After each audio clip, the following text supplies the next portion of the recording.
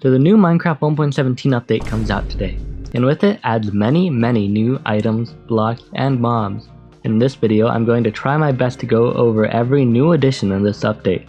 So before we get started, make sure to subscribe for future videos on the 1.17 update, and also for more in-depth videos on certain features. It's not like I can go in depth with everything in one video, or it would be too long. Anyways, yeah, make sure to subscribe, and let's get started with the video. So welcome to the Showcase Lab, a work in progress area that I will be using to showcase everything 1.17 has to offer, and much more, hopefully. Now it's not much to look at right now, but then again I did have to do this all in like an hour or so I would be able to make this video in time, hopefully. And so, I think it's only fitting to start this video with the first addition they started with, Deepslate. Now this is my second favorite addition to the game. The only reason it doesn't beat out my first place pick is the fact that it generates similarly to the other stone types, like andesite, diorite, and granite, and will no longer replace the lowest Y level. Instead it is found in patches in the world above Y level 16, which means it may be more difficult to get than I'd like, but at least we still have the block. Definitely one of my favorite looking. When mined, it will become cobbled deepslate, which can then be turned to any of the following: polished deepslate, deepslate bricks, deepslate tiles, and the last two cracked variants, as well as chiseled deepslate. Oh, and also tough is here. I just wasn't sure where to put it, but it's also a new stone type and generates the same as deepslate. All of these blocks are then accompanied by 3 of my also favorite new additions in this version. The first 2 are the new deepslate variants of the ores, along with all the new textures for each of the ores. While the deepslate variants would be more impactful if the improved caves were actually kept, but I still like them anyways, they look cool. As well as each ore getting a new ore texture. I always wanted differing textures for all ores because the more diversity spread them more apart from each other, and that would just look cool. But look at them, they look just cool like this. And even without the new texture, at first when we got the deepslate variant, I thought it was so cool being able to get a new variant of the ores, and I love the idea of it generating differently and stuff, but yeah, that's close enough. The third thing I like was the changes made to iron, gold, and technically copper. It's that now these ores that would originally drop the whole ore that you smelt, they'll now drop ore chunks, or I guess raw versions. And these can be affected by fortune, which I think is really good. And these can also be turned into raw blocks to help you save inventory, like the block of raw copper. I just noticed I have these wrong. Like this block of raw copper. And while we are on copper, let's get to that. Copper is great, you will find it practically anywhere in your world, and it looks very cool.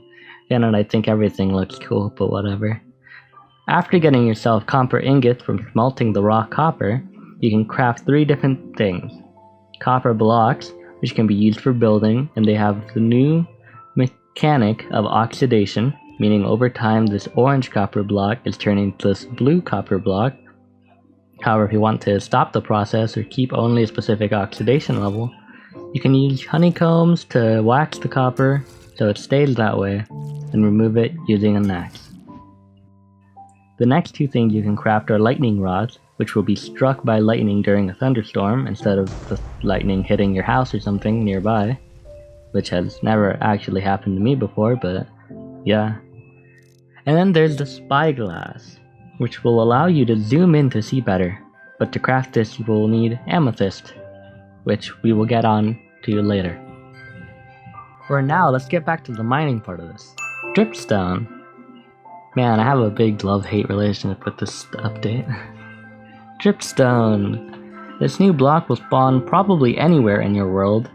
I didn't read anything that it couldn't, but regularly in more open areas of a cave, think ravines or something. There's a dripstone block, this one, and on it there's a pointed dripstone that can go both upwards and downwards. You can even connect to each other to give you this cool looking transition. And you can probably see as well, it will be constantly dripping water. And with this, we can actually make infinite water generators, which aren't really necessary. But the cool thing is that they also work as infinite lava generators. Just you will need to have a solid block of the liquid above it, and a cauldron for the water or lava to start to form. Oh, and also glow lichen is here. It spawns literally everywhere underground, fairly frequently. I just had to put it somewhere too. But on the subject of cauldrons, powder snow can be formed through cauldrons and gotten by use of a bucket, kind of a weird in-between of a liquid and a solid. I like the freezing effect though, but if you don't want to die from freezing, if you somehow even get close to dying from this, you can avoid freezing damage by putting on any piece of leather armor. And if you wear leather boots, you can just walk on this stuff, no worries. I do like the use of different armor types for different occasions, but I'm not sure how useful this will be. Okay, but before we continue to more important additions to this update, let's do a couple oddball picks. You can now make candles using honeycomb and a string, which I already know someone is going to love. And you can make them every color, stack them up to 4, and even put them on a cake to say happy birthday! And next there's tinted glass, which I think is pretty cool. This glass will not allow light to go through, so if you want a super light room on one side and a super dark room on the other, that's possible now. As well as waterlogging rails and minecarts, if you go really slow.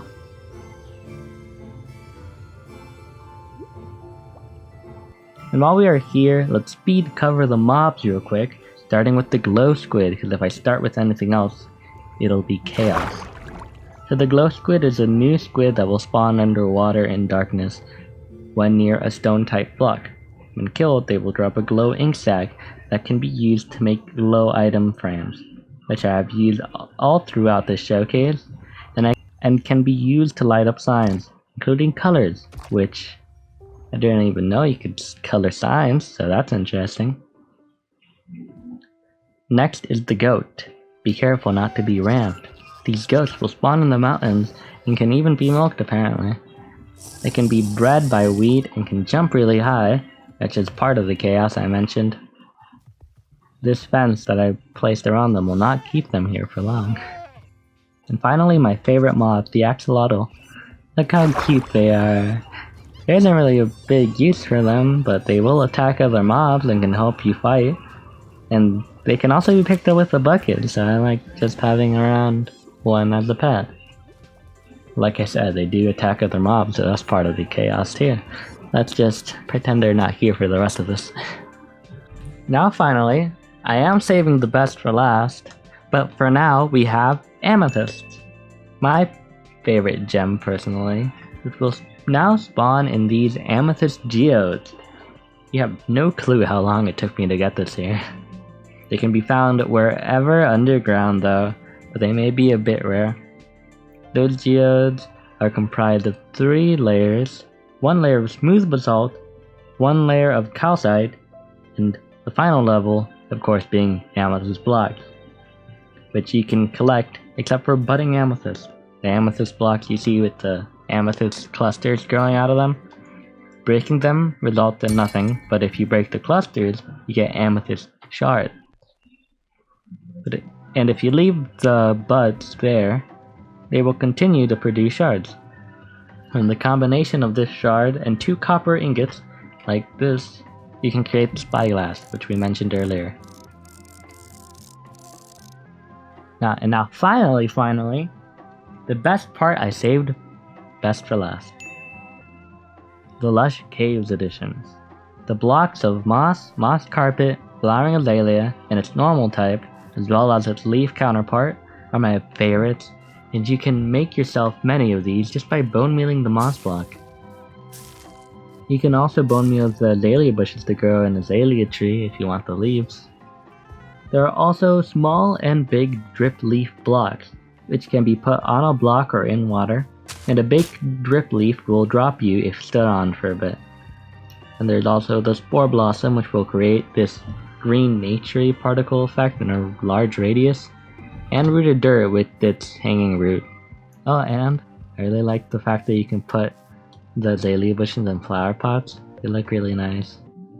And finally, there is also the glowberries, which can grow hanging on a block, and they look awesome.